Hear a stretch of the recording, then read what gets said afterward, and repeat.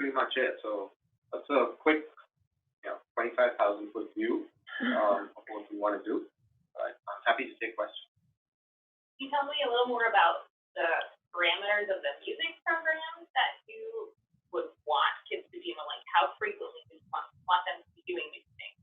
Once a week, or more than that, or as whatever set up, because we want it to be sort of real, in the sense that we don't want this to be more intense than someone would sort of be exposed to. If there are certain types of programs that we're running within it, so in my mind, I'm thinking, okay, music, and for a young child, it's all about sort of the exposure to those tunes, the sounds, patterns, and things like that. But if there's something that you run that's more specific from a therapeutic standpoint, we could certainly eventually start sort of grouping those kids differently to have a substantial number. Okay. But I wouldn't want it to be something where we're changing the dose, Right. And then it becomes less feasible for a family to actually follow through on it, right? So we're opening this up to all of our Spreading Melodies families. We're also opening it up to the early intervention groups that we run with the Northeast Arc. So there's a Saturday morning program for kids there who are receiving services, and as they age, then they continue in that program past 3. So we're opening it up to those folks as well. We have some individuals that we serve in the community that get individual music therapy services. Yeah. I think we'd like to include those as well. We're just going to recognize the exposure is a little bit different, but if you come to Saturday class, the exposure is different than if you come to Wednesday class, because none of us are following a set curriculum. The model is really to follow the kids and be responsive, so it really is an environmental approach to music that we offer here. So I think this is why the partnership is such a great fit, because we're not following a booklet that says you have to do A, B, C, and D, and it's not consistent across the board. So it's not great for a clinical study, but it's great for this environmental look at exposure. And then we've never been able to truly capture how that generalizes into the rest of your day and your week. We have anecdotal stories. We have a pilot study that we've created to look at kind of doing parent focus groups and survey data, but we've never been able to do the LINA measure or the functional and structural brain imaging that really will give us a lot more context for what's going on. And so the idea is to compare kids who are getting music in this environment or with a music therapist in some environment compared to folks who are not. I think one of the things that we had actually talked with you when we first met was not just around the LINA device, but if there's a particular kind of questionnaire or something you wanted to devise that helped us get a little more information on how music and being in a program like this has changed the dose that your child is exposed to of music or that type of interaction at home for the other 6 days of the week. We don't have that included in our history forms yet. We can go into it a little bit, but it's not a whole lot because there's so many things in it. We don't want to go into too much depth on one. But if you were to do that, we talked about our families completing a separate form in addition, so we could capture a little bit more information for the families that are participating in music programming. And that way we can correlate it with, because again, I think the program is sort of a segue into more exposure that they're assuming that the families provide to the child, the other. So you'd want kids to just stay continuously in the program as long as possible? As much as possible, but again, we can also then stratify it. So let's say, for schedule reasons, you were able to do it for 3 months or 6 months. Yeah. Okay, and then, other activities and stuff come up. But you've had now, your pattern in terms of involvement of music with the child has changed. And they're not coming to a class, but they're still getting exposure to it. They've developed a liking to it, and there's a lot more that's going on. We can still continue monitoring. And participating in the study does not require you to participate in Spreading Melodies. So you're never going to be locked into, I have to do this because I'm doing, no. We want you to do this as often as you can and as you want to, and participate in the study as a separate thing. It's just that it allows us to create a cohort within the study. And the idea is that we would track the length of involvement. So as you said, it's a rolling enrollment. So we have some kids that are 2 that hopefully will enroll in the study who have been coming for 18 months. Right. So we'll be able to say, these are kids who've been coming, and on our music survey, how long have you been participating? And we can help find that data. And for families who are like, I don't remember, we can look that up and put that in there as part of the background information. And then we can start seeing if there are differences, with a sort of a shorter exposure time longer exposure time, but, you know, in other words, expecting any change, if any. Does it take a lot longer because they're older? You know, we don't know. There's a lot that we can kind of map out from. So yeah, and nobody would be locked into any amount of time. It's environmental, and I do really believe that, as you said, the interactions change. The way you utilize music with your child, with your second born, is different because you have done it with your first, and so it's that influence that I think we're trying to capture as well. Meredith and Kit, do either of you have any questions on the webinar side? Oh, I'm going to unmute you. I'm sorry, I didn't realize you were muted. You're both unmuted now. I saw Frankie. He was adorable sitting on your lap for a minute there, Meredith. You wanted to see what was happening. No, I don't think any questions. You answered everything. Okay, great. How about you, Kit? I think you've answered the question, which was about non-neurotypical children. I mean, you haven't really answered it, but it seems that giving the services can be aimed at children with different abilities anyway, that's the whole purpose of it. So that was my question. Kit, are you the one who emailed Jen yesterday? I am. Excellent. Great. No, thank you for joining us today. Do you want to speak to? Yeah, so, and that's why we're sort of embedding this smaller group within the larger NIH study, as opposed to any of our other protocols that are running, because that's the most inclusive. We ourselves, but also the NIH, want to study all kids, regardless of what issues they might have.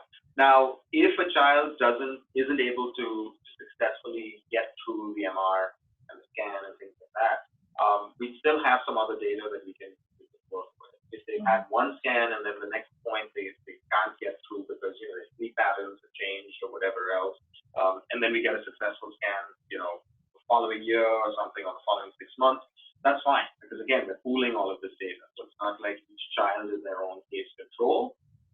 It's more a question of how we're collecting these based on, and then stratifying them and grouping the children based on the amount of exposure they've had or the age or multiple factors. So the analysis is complicated, as you can imagine, with the different factors, but then we don't throw all of them into the program and try to spit out some numbers. We try to choose appropriate ones. And Kit, from our program perspective, we have about 15% of our kids at any given time are receiving early intervention services. Yeah. We already have sort of a subgroup within our program, but we also are at that age where some kids have an identified disability when they come to us, other kids don't, and we're helping parents navigate connecting with early intervention and navigating either receiving a diagnosis or just support and services. So we also think this connection will be really helpful and informative for families in terms of how music may have an impact, especially for those who are identified with developmental needs, because we can look at the structural changes, the functional changes, and how music has an impact on that as well. Yeah, that's great. Actually, I just wrote down Northeast Arc. We can connect offline. I feel like I've learned. Great. So that's all from me. Okay, great. That's my own curiosity. The animation you showed with the white matter development, was that FA? What was the measure? That was it. Yeah. So,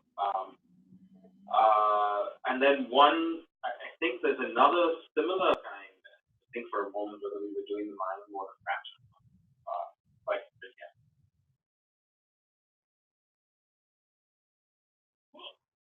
We'll see what the white matter looks like.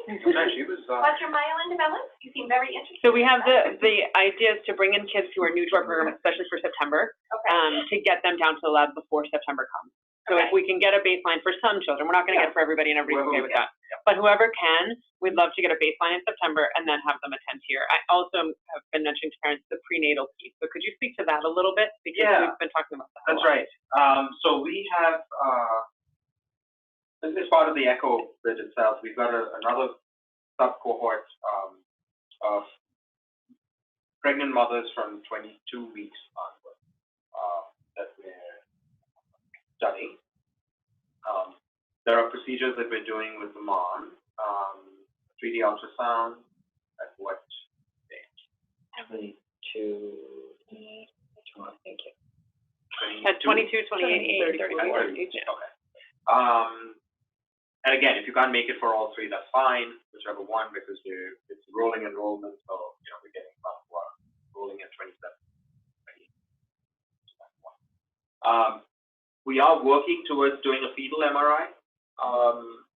Unfortunately, that requires a slightly different setup in terms of foils and everything else, and that's been a little bit of an issue that we have to work on logistically.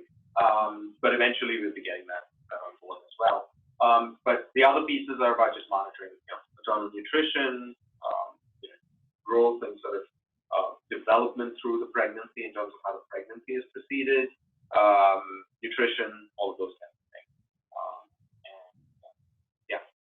So we also want to include the moms who are attending with an older child, whose babies are getting that exposure to music from before they're born. Because those children, a lot of the moms who are enrolling, the idea is, they're enrolling for their benefit of pregnancy, but they're also going to have their kids enrolled and continue into the ECHO protocol. And we've been talking with a lot of parents who are coming recently about, well, I feel bad that I'm not going to get as much for my second born when they come. We're just having a conversation the other day, but you're already doing it. You're already giving your newborn exposure to music and all of this. The one piece that I didn't put in here, because it's not a direct factor with music, but I think as we've talked a little more about exposures during pregnancy all the way up, one unique bit that we're doing is the analysis of teeth. And this is obviously for 5, 6, 7, 8-year-olds as the deciduous teeth fall out. We're asking for 1 or 2 of them, and we're sending them to a colleague at Columbia University, or is he at NYU?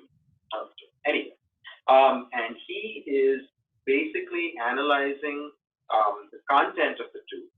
What he does is he shaves the tooth down in microns, layer by layer, like a tree ring.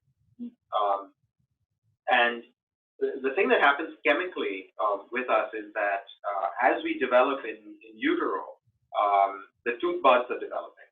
But as soon as we hit literally the minute of birth, there's a particular chemical line that forms in the tooth, which is called the neonatal line.